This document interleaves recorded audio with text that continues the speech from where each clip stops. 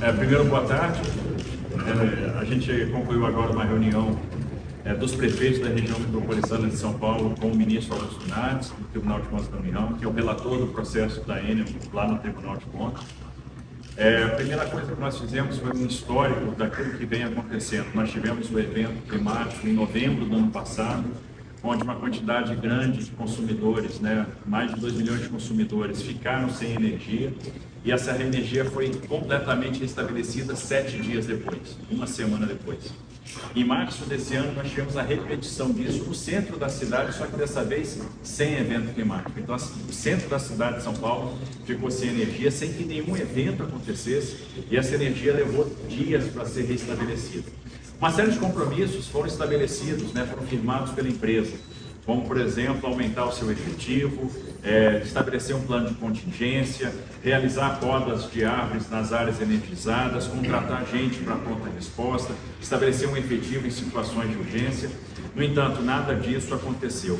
Nós tivemos uma chuva na semana passada, na sexta-feira, uma chuva de 15 minutos, uma chuva de baixa intensidade, com ventos fortes, é verdade, mas nós estamos no dia de hoje, 4 dias depois, com mais de 200 mil unidades de consumo sem energia elétrica. Ao longo desse tempo, várias ações foram feitas. Nós conversamos por mais de uma vez com a direção da empresa, nós chamamos aqui o conselho da Enel para cobrar providências, cobrar atitude do conselho da Enel. Nós tivemos com a agência reguladora, nós tivemos em março desse ano com o ministro de Estado de Minas e Energia, cobrando providências, cobrando ação, sugerindo providências dentro do campo regulatório. Também nada aconteceu e, de novo, a gente está vendo a repetição do problema. E se nós não tomarmos medidas sérias, o que vai acontecer com o passar do tempo?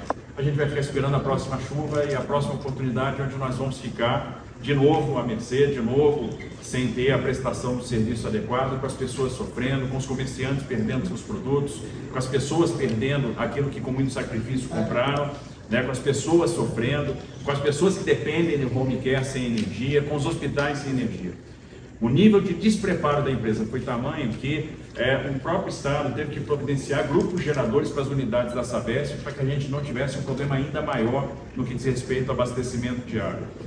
Com o evento, a empresa não sabia quais eram os hospitais que estavam sem energia e o Estado forneceu diesel, por exemplo, por meio da Polícia Militar, para que a gente não tivesse interrupção de energia em hospitais que tinham grande quantidade de pacientes, por exemplo, em UTI.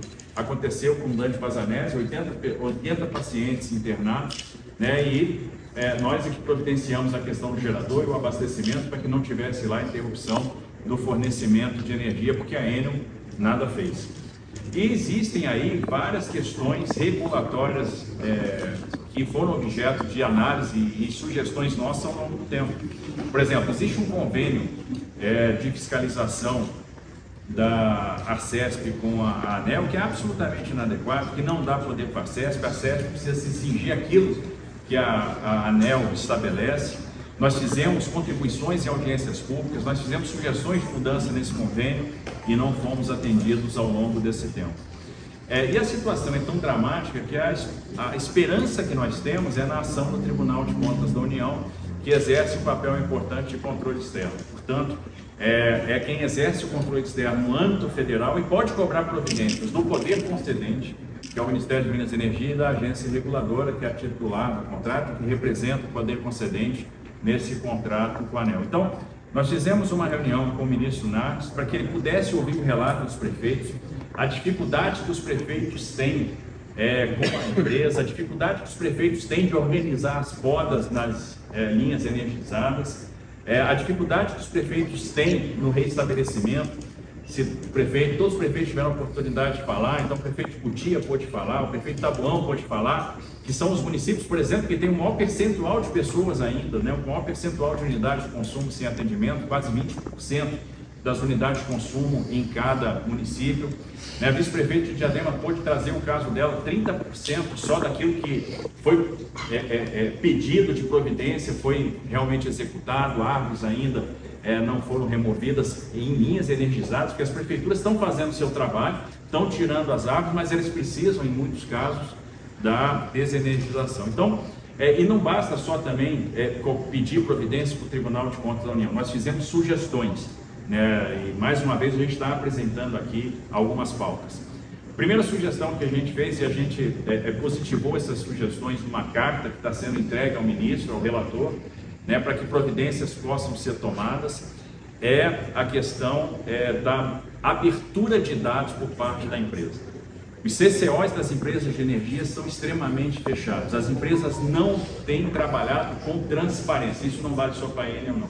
Isso vale para todas as empresas de energia que prestam serviço aqui no estado de São Paulo. A gente tem informações das empresas que prestam serviço de gás, de rodovias, de saneamento. No entanto, no caso da energia elétrica, a gente não tem essas informações disponíveis. A gente fica cobrando informações do presidente da Enel e tem que quase pedir, pelo amor de Deus, para essas informações serem disponibilizadas. E é interessante, às vezes você tem lá um dado de unidades de consumo sem energia, 200 mil unidades, 220 mil unidades na cidade de São Paulo.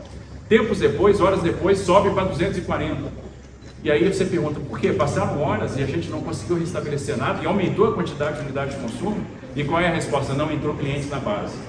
E a gente não sabe se entrou cliente na base ou se, na verdade, isso é uma estratégia para fugir dos indicadores da regulação de provimento, né, de tempo de reestabelecimento de energia. Então, falta transparência.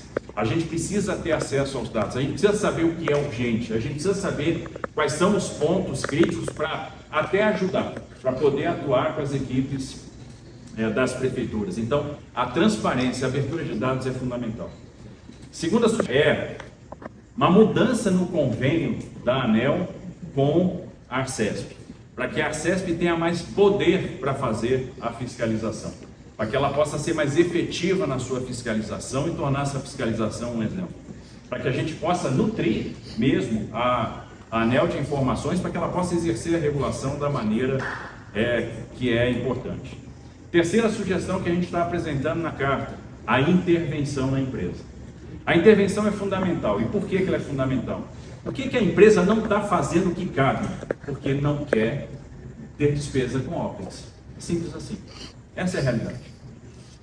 A empresa não quer arcar com OPEX. Por que a empresa não contratou as pessoas que ela disse que ia contratar? Porque isso não é remunerado do ponto de vista regulatório.